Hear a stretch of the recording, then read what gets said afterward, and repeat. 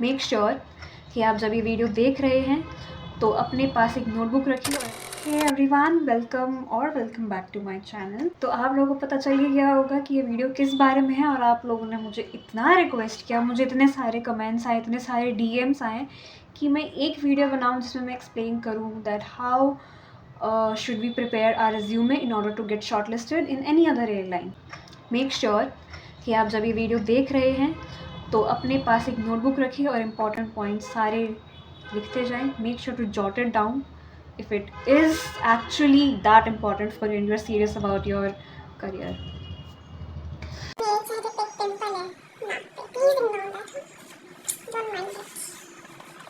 So without any further chopper, I think we should directly get into the video and let's get started. So I will attach a picture of my resume that I made for myself. So जो मैंने resume बनाया था वो मैंने किसी template या किसी format का यूज़ करके नहीं बनाया जो कैनवा पे अवेलेबल है. आप लोग खैर यूज़ कर सकते हो, it's definitely up to you, but I am here to guide you that how you should make your resume and how to select a correct format or a template if you want to make your own resume. So what I did was I made my resume with MS Word and as you can see in the picture as well. तो पहला जो point है आपके resume में जो होना चाहिए, आपका जो नाम है वो कैपिटल बोल्ड लेटर्स में होना चाहिए. आप कोई डार्क ऐसा कलर, बोल्ड कलर यूज़ करो, बोल्ड फॉन्ट यूज़ करो जिससे आपका ऊपर पहले नेम हाईलाइट हो.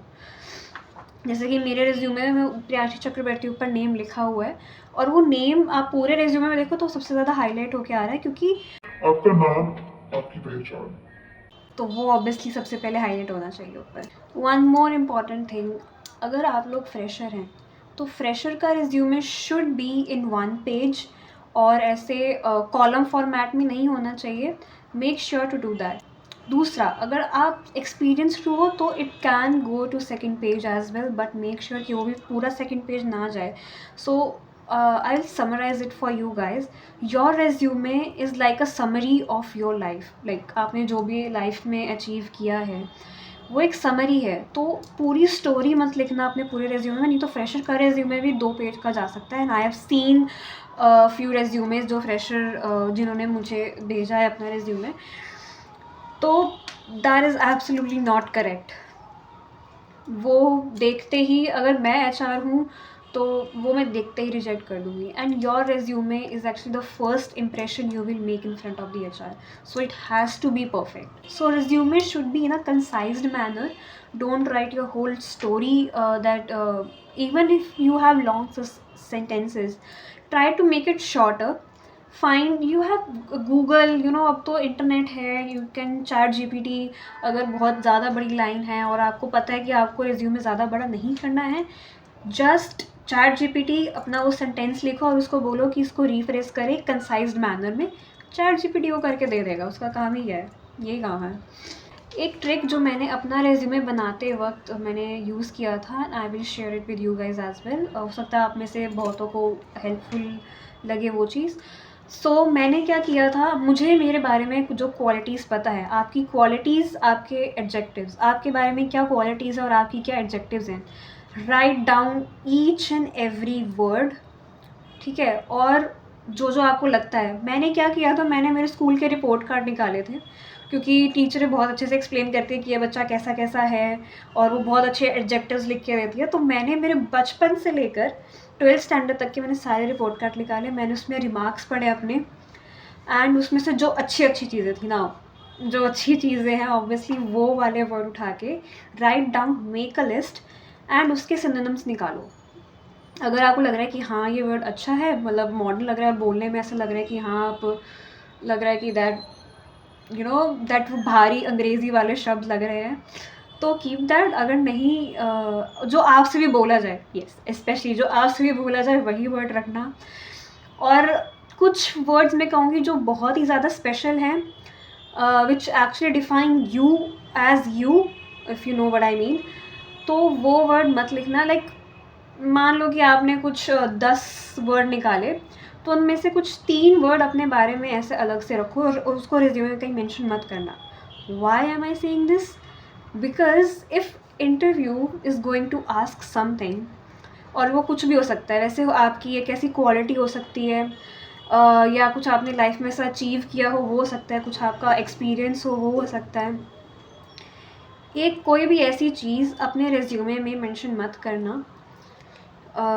ये मैं क्यों कह रही हूँ, क्योंकि अगर इंटरव्यू के टाइम में एचआर आपसे पूछे tell me something which is not mention in your resume, मतलब आपके बारे में कुछ ऐसी चीज़ बताओ जो आपके रिज्यूमे मेंशन नहीं है, तो you should have the idea कि ओके मुझे इस चीज़ के बारे में बोलना है अगर ये क्वेश्चन मेरे सामने आए। So in my case but I have not mention in my resume, अगर आप मेरे पूरे रिज्यूमे को अच्छे से पढ़ो तो उसमें कहीं नहीं लिखा है that I am an empathetic person. It's a quality of mine and I have never mention it in my resume. So you guys can do this trick. Coming back to that thing कि आपने इतने सारे adjectives, इतनी सारी qualities निकाल ली, उसके बाद उस क्वालिटी को भी साइड में रखो। मैं आपको आगे अगले आने वाले स्टेप्स में बताऊंगी कि आपको इनका क्या करना है। So it's a trick, you guys can use this. Next, आपके नाम के बाद जस्ट नीचे नॉट इन टैबुलर और इन कॉलम फॉर्मेट, हॉरिजॉन्टली आप अपना पूरा रिज्यूमे बनाएंगे। सो उसके बाद आपका डेट ऑफ बर्थ आने वाला है, you can see in the resume as well. And उसके बाद आपका एड्रेस आएगा, आपका कॉन्टैक्ट नंबर आएगा एंड आपका ईमेल आएगा। उसके बाद एक पार्टीशन के लिए आप एक लाइन डाल सकते हो या एक थोड़ा स्पेस रख सकते हो। उसके बाद आएगा professional summary. Now what is professional summary? As I already mention कि आपका रिज्यूमे इज़ अ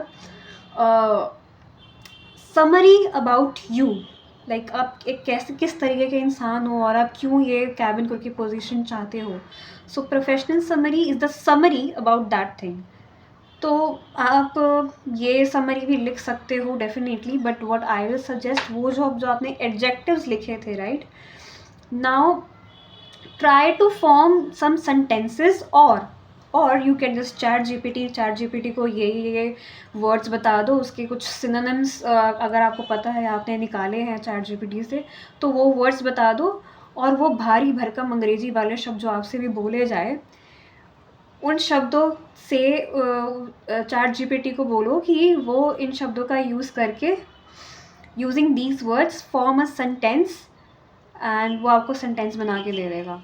उसके बाद आप उसको अपने हिसाब से ऑल्टर कर सकते हो, it's all up to you. One more thing that I want to mention here, आपका रिज्यूमे इज़ अबाउट यू, वो आपके बारे में बता रहा है, आपको बता रहा है कि आप कौन हो।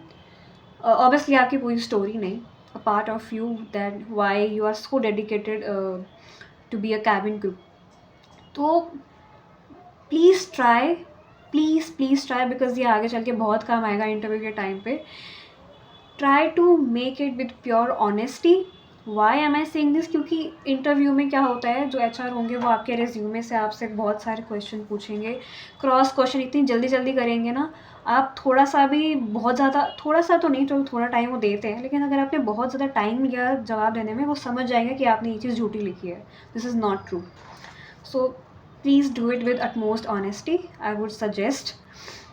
नेक्स्ट थिंग, अगेन गैप दे के या लाइन ड्रॉ करके you can write work experience. Now मेरा वर्क एक्सपीरियंस, मैंने अपना रिज्यूमे अपडेट कर रखा है, तो जो आपका एक्सपीरियंस है, मैंने ऑब्वियसली, जैसे मैंने कासा में काम किया है, then I have work with an NGO where I was working in a project called sanitary smiles. उसके बाद एजुकेशन, आप अपना एजुकेशन के डाल सकते हो। Right now I am pursuing bachelors in English honours, तो आप वो लिख सकते हो, आपकी class. So how your education column should be, it's like, हम बचपन में करते हैं ना ascending descending order, so it should be like descending order, कि जो आपकी मोस्ट रिसेंट एजुकेशन क्वालिफिकेशन है, right it on the top, सबसे ऊपर लिखो। तो अगर आप कॉलेज में हो, अगर आप अभी अंडर ग्रेजुएट हो, वो आपकी अभी मोस्ट रीसेंट आपका क्वालिफिकेशन है, वो सबसे ऊपर। अगर आप पोस्ट ग्रेजुएट हो, वो सबसे ऊपर। So it's like that. Master कर रखी है तो वो सबसे ऊपर आएगा। तो यस, उसके बाद एज आई सेड, जो मोस्ट रीसेंट है उसको सबसे ऊपर, देन नीचे आते आते आपने BA से पहले obviously 12th, then 10th, and that's it, that's your education. उसके बाद यू कैन मेंशन कि आपने कौन से बोर्ड से किया, ऑब्वियसली इट इज़ प्रेफर्ड कि कोई रिकॉग्नाइज्ड बोर्ड से किया, लाइक सीबीएसई। आपने कितना परसेंटेज गेन किया है वो भी आप साथ में ईयर मेंशन कर देना। इट इज़ प्रेफर्ड कि साथ में ईयर मेंशन किया हो, और आपके वर्क एक्सपीरियंस में भी अपना टाइम लाइन मैंशन कर देना, don't mention dates. The official format is month and year. Okay, then comes the additional information, your certification at achievements, courses, language and skills। ये सब आप मेंशन कर सकते हो, लाइक मेरा हाँ हम होंगे काम एनजीओ में है। Then I have been to this pageant star miss teen India where I won this title of star miss teen sensational 2024। Then I am a student of Kathak and music. I know languages Hindi and English, and some skills about you that you have actually worked on। ये जो भी skills मैंने लिखी हैं, I have actually worked on these skills and I have gained these skills मेरे work experience के दौरान। So even if not, आप फिर भी लिख सकते हो, बस इसके बारे में पढ़ के जाना कि इसका मतलब क्या है, क्योंकि अगेन इंटरव्यू पर्सपेक्टिव से HR आपसे पूछ सकते हैं कि tell me the meaning of time management, या आपने कैसे टाइम मैनेज किया होगा, कोई ऐसा इंसिडेंट बताओ। So like this, now some more important points that you need to know by making your own resume. सो पहला तो मैंने आपको बता दिया कि आपका नाम should be the highlighted bold letters में होना चाहिए, पूरे रिज्यूमे वो अलग से दिखना चाहिए कि हाँ ये आपका नाम है। Now, as per the airlines, it depends from airline to airline if they want your resume with photograph or without photograph। Now, ये जो resume है ये मैंने अकासा में भी अप्लाई किया था, और ये मेरा पहला ही फॉर्मेट था जो मैंने बनाया था। इस मैंने ज़्यादा ट्रायल एंड एरर मेथड नहीं लिए थे रेज्यूमे बनाने में। And honestly there are plenty of videos YouTube में जो अवेलेबल हैं, जो आपको अच्छे से गाइड करते हैं कि आपको अपना रेज्यूमे कैसे बनाना चाहिए। तो मैंने तो हर वीडियो को अच्छे से चार्ट के अपनी नोटबुक में एक रफ रेज्यूमे का मैंने लेआउट बना लिया था। You guys can do that as well and then fear it out in MS word, और अगर आप अपना रेज्यूमे खुद बनाना चाहते हो। Otherwise you can pick a template and I will tell you कि क्या कौन सा टेम्पलेट, किस तरीके का टेम्पलेट एक्चुअली राइट है। तो बहुत ज़्यादा डिटेल नहीं चाहिए, आई ऑलरेडी टोल्ड यू। तो बहुत ज़्यादा डिटेल टेम्पलेट भी मत लेना। हो सके तो कॉलम और टैबुलर फॉर्मेट में तो बिल्कुल भी नहीं, वो पाई चार्ट्स वगैरह वाले मत लेना, क्योंकि कैबिन क्रू प्रोफाइल में you don't need that. Okay, so next thing, आप जैसा मेरे रिज्यूमे में देख सकते हो कि मैंने हर एक हेडिंग को हाईलाइट कर रखा है। तो व्हाट आई विल सजेस्ट कि don't use bright colours on your resume, use pastel colors like black, gray, magenta, bold colors, use something like that। I will suggest, it is a suggestion, it is optional, अगर वो contrasting colors में हो तो put together लगता है आपका पूरा resume। Like मैंने इतना कलर्स पे ध्यान नहीं दिया, आई जस्ट मेक श्योर कि जो कलर्स मैं यूज़ कर रही हूँ वो बहुत ब्राइट ना लगे। तो आपका रेज्यूमे आँखों को चुभना नहीं चाहिए, इतना ब्राइट कलर्स मत यूज़ करना कभी। जो हेडिंग्स हैं उनको हाईलाइट करो, आपका नाम सबसे पहले रेज्यूमे, आपका नाम बड़ा बड़ा, ज़्यादा बड़ा भी नहीं, प्लीज़ नहीं होना चाहिए। मेरा रेज्यूमे विदाउट फोटोग्राफ है, तो आप फोटोग्राफ इसमें इंक्लूड कर सकते हो। जैसे मेरे रेज्यूमे में आप इधर लेफ़्ट हैंड साइड यहाँ पे एक फ़ोटो आ सकती है, इस साइड पे एक फ़ोटो आ सकती है आपकी। Make sure that it is a passport size photograph.